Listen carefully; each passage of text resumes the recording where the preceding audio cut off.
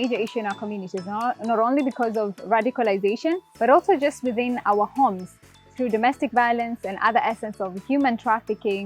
At the same time, conflicts that arise through political affiliations. Now, as most people in our communities would rather take a setback and assume a spectator's role, rather than taking control and ensuring that we are able to enhance peace and security in our organizations or basically in our society in general. We have amazing people in the community who are committed to ensuring that we have peace and security and harmony, to ensure that we have a comfortable lifestyle that we're able to embrace from day-to-day lives.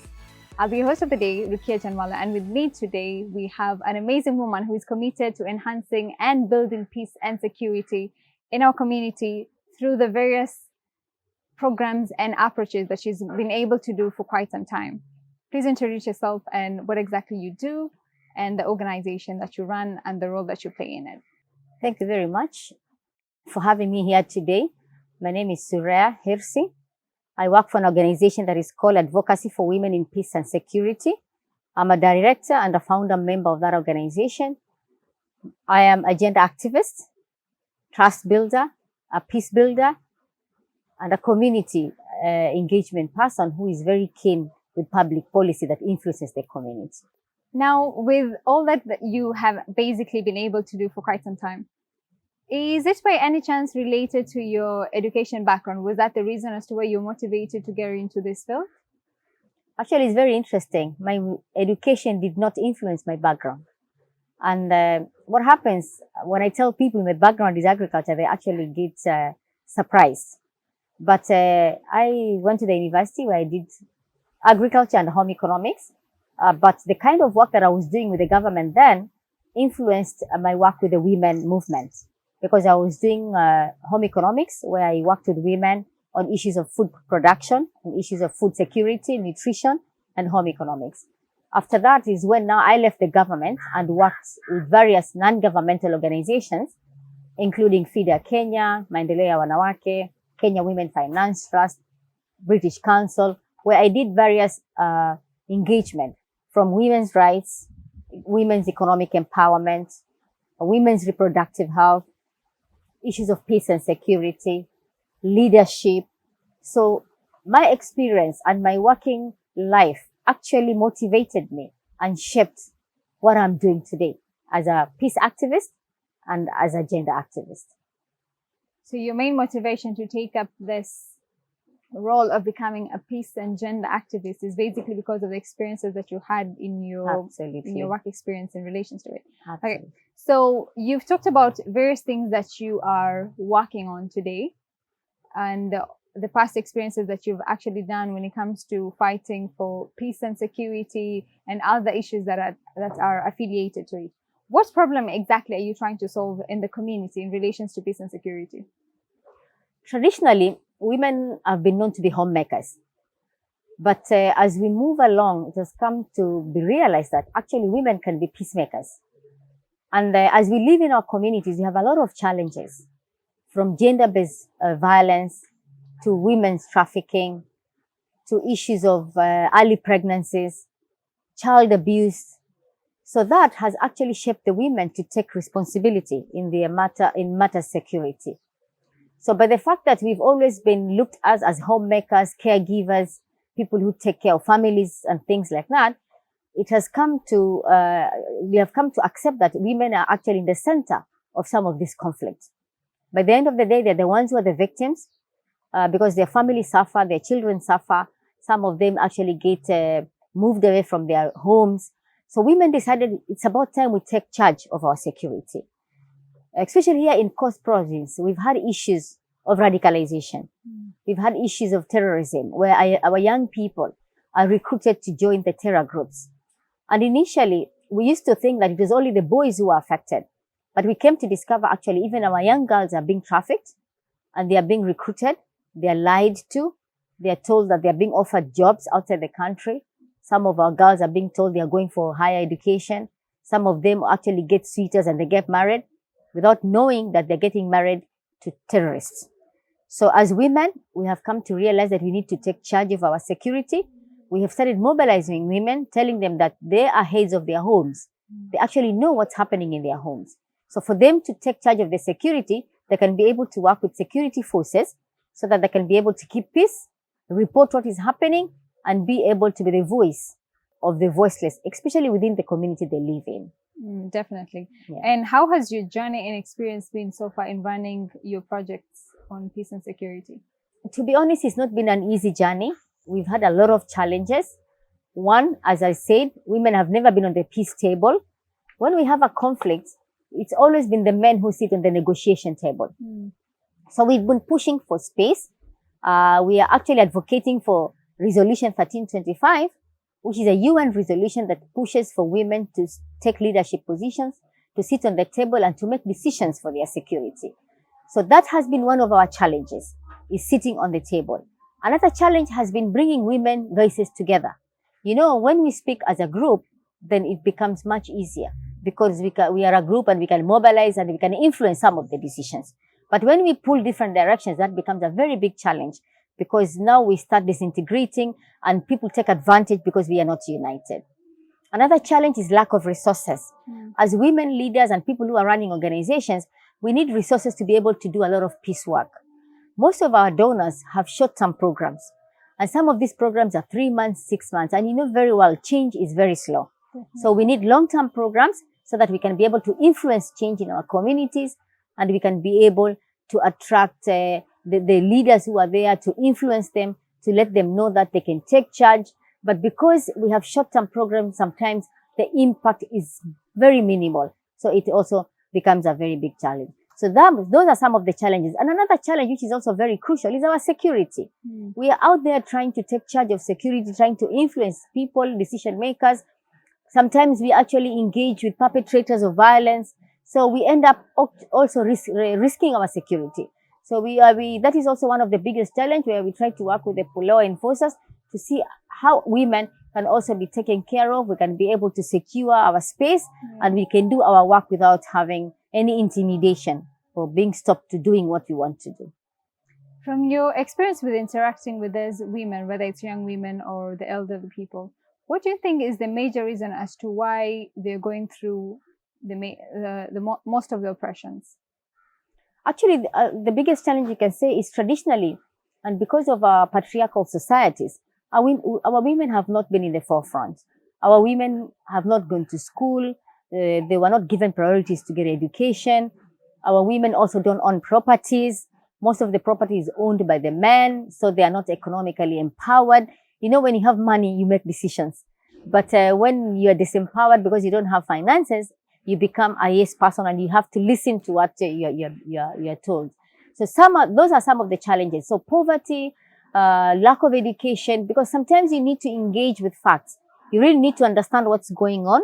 You really need to know what the issues are so that you can be able to raise them up. So lack of education, awareness, income, having to sit and make decisions as a woman has been one of the major challenges that our women have faced. I mean, you've already talked about it, having belonging in actually a chauvinist society, if I may call it, and coming up with such kind of initiatives to influence the women to take part in decision making, to empower them in taking control of their finances or making decisions, sitting at such tables. How is this being perceived in the society, not only by the men, which might not come out very nicely, but also by the women themselves who've grown up in a different culture that has told them to be submissive all through, and suddenly you bring about programs and initiatives that enable them to take control? This is actually very interesting because traditionally women have been at the back and women have always known that there are men who are supposed to take care of them. But because of the life changes and the challenges that women are facing, it has become almost a priority for women to take charge. Most of our women are actually heads of households. And why? It is because their spouses have traveled out of the country to look for income, generating jobs. Some of the women have lost their husbands. Some of the women are single parents. So that has forced them to take charge, to manage their nuclear families, based depending on what is happening now. So they have to be actually security. They provide security for their family. They provide food for their family. Some of them have to work extra hard because they have to be caregivers at the same time. and also to take care of their, probably sometimes even some of them live with their parents and they need to take care of their parents. So yes, I agree with you. Things have changed because now we have more responsibility, and the women have discovered actually they cannot sit down because the society dictates that. And now most of our women are also going to school. They're getting education. They are joining the women movement. They are empowered and they're learning from other women that there's need to sit on the table. They need to take charge of your life so that you can have a better life and you can be able to help and also improve the lives of your family members. Right. Now, from the initiatives and programs that you've run in enhancing peace and security, especially while dealing with the young women, what are some of the success stories that you've had through your engagement? To be honest, I'm happy because some of the success stories we've seen that we have done includes having more girls going to school. Because now, even when you go to our local universities here, you discover that from our community, when you go to the local university, you discover that most of the people around there don't come from there. But now we have most of our girls actually finding the need for education, and they're now going to school. Okay. Another success story also, we also used to have challenges of early marriages, where our girls get married as early as 15, 18. I mean, the law says when you're 18 years, you're an adult. But we are telling them it is okay, you can get married, but you need to get married at the right time so that you can be able to support your spouse, so that you can be able to also earn your money and be a part and parcel of the community development. You can also be able to support your parents. So that has changed now. Every girl wants to go to the university. Girls want to have careers so that they can be able to support their people. Issues of security, women have taken center stage. If you look at some of the peace committees we have around here, the women are taking the leadership. They are chairmen of peace committees. Women are in Nyumba Kumi initiatives. Women are part of the community mobilization within the society, and they actually work with the law enforcers to give information, to be able to tell the other people, the other side, which is the government, what are the issues that they need to be able to mobilize the community and to be able to keep peace in the society. Let's also remember, women are the majority in terms of population. We are almost 50 in this country. They are also the ones who are voters. So we are also pushing for women to take up leadership positions. We are having elections coming soon, and it is very impressive to notice that a lot of our women are standing up as political leaders. And this will help us for them to become legislators, for them to be empowered and actually lead their societies and communities for better development, empower them, and this will actually reduce poverty in a great deal. Very interesting. How does it feel to be part of these journeys and achieving all this impact? To be honest, I feel good because I've seen that my work has not gone in vain. I've had challenges, but I've been very resilient. As a woman peace builder, with all the challenges we have, as I mentioned, the issues of security, the issue of finances, the issue of women not speaking together, we have come to learn that as women, we need to be our sisters' keepers. We need to build a movement that we can be able to spearhead and become and amplify our voices out there. So I feel good. And I'm also doing mentorship. I'm mentoring young girls from my community so that they can take over from us. I have been in women movement for 30 years. I've been doing peace building for almost 15 years, but it's about time to hand over the baton. So I'm happy that we have girls who we have empowered, we have told them they need to take charge. We have told them they need to be in the forefront, because it has always been said the youth is the youth of tomorrow, but now we are taking them, their time is now. So we are also having a succession plan. They need to take over from us. So I'm happy that the little we have managed to do, there is light at the end of the tunnel. We've also managed to change policies. As a Muslim woman, we've pushed for some of the policy changes where we can have more women in the Muslim family law. We are trying to see how we can improve the Qadhi's court on issues of service delivery, because we always say that 90% of the Qadhi's court users are women, but they are not in leadership. So we have pushed for women also to go study, do Islamic Sharia law, and see how they can help on issues of mediation, giving services, doing representation in the Qadhi's court, so that our girls can also get justice. Because as we speak right now, there's a very big challenge because they cannot access justice due to distance to the court of laws. Some of them cannot afford to pay money to open court files because they need to pay money for court files. So these are some of these. We are also trying to embrace alternative dispute resolution, because we believe some of the conflicts within the families can be sorted out through a discussion, through dialogues, through understanding. Not everybody has to end up in court, but all this can happen if we have people, and especially women, at the center stage, taking decisions and taking the lead to make sure that their families get services and they get what they deserve in terms of development. Definitely, that's very interesting. Now, you've talked about some of the challenges that you encounter as a peace builder, especially being a woman, like your security being an issue, and some of the people trying to come after you because you are promoting peace and security around the space. How are you able to go around that and ensure that you stay sane and safe for you to continue enhancing and building peace in our community? To be honest, as women, we realize we're very vulnerable, and we work in partnership with the law enforcers within the government, and we've created this relationship with them, so that in case we have any issues, we have any fear, we can be able to engage them and we can be able to get support from them. We are also working with Federation of Women Lawyers. These are lawyers who have come together, women who also give free services. So we work with them to be able to give our women service. Our women who cannot afford to hire a lawyer, probably. Our women who do not have the financing. Our women who cannot go to a court of law, stand up and defend themselves. So we are training them. We are giving them training in terms of self representation, so that they can stand in a court of law, they can defend themselves, they can tell their story, they can get justice. So these are some of the networks that we have created. We have discovered in peace work, you cannot work in isolation. You need to work in partnership. You need to work with the network. You need to work both with the other civil societies platform. You also need to work with the government, the interior ministry, the security ministry, administration, so that we can be able to bring sanity within our community and be able to coexist and move on with our day-to-day life. Definitely, especially in matters of peace and security, you cannot really be able to work on it by yourself. So it's ideal to continue partnering and collaborating with other organizations and affiliations to be able to enhance this in relation to it. Now, generally, it seems like a very tough journey, as you said, also with the various challenges that you're going through from day to day. Do you sometimes feel like quitting and just taking a step back and saying, I just let it be? Yes, many times. And what helps you stay resilient to continue this program? When I'm still looking at my people and I still think I need to do something more, I need to push harder. This kind of work has made us very resilient.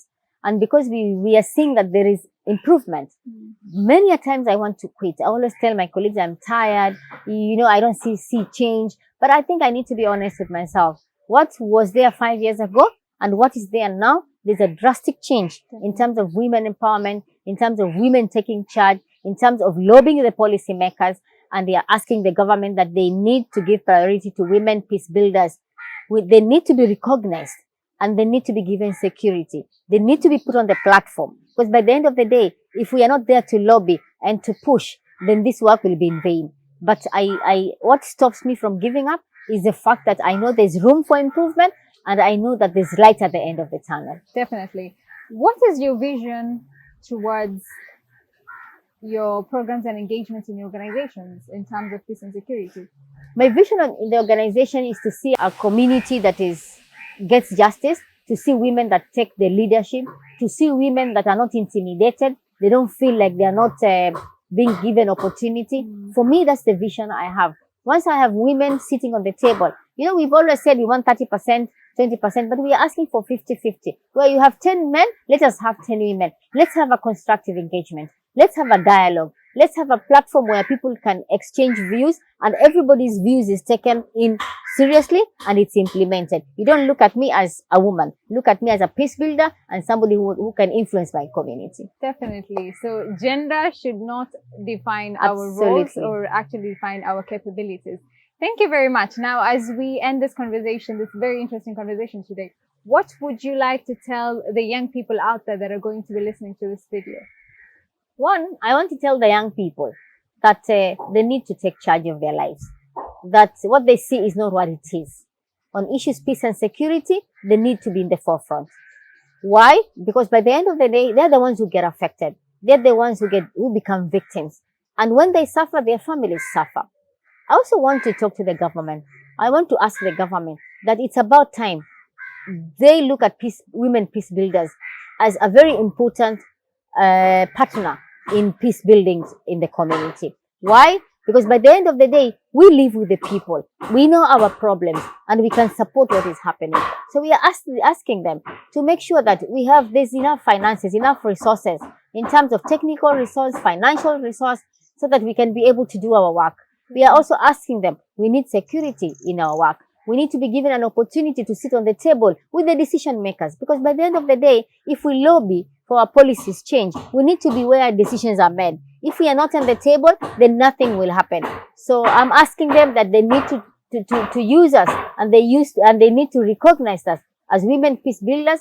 We can influence decision, and we are partners in matters development and matters peace and security. Thank you very much. Well, this has been very interesting. To all the young women out there, we have Ms. Sureya, who has been very incredible to share her journey and her successes, as well as the challenges that enable her to stay resilient in enhancing peace and security. We hope to be able to get more and more women out there that can be committed, and not only the women, but also the men that can support in enhancing peace and security in our communities.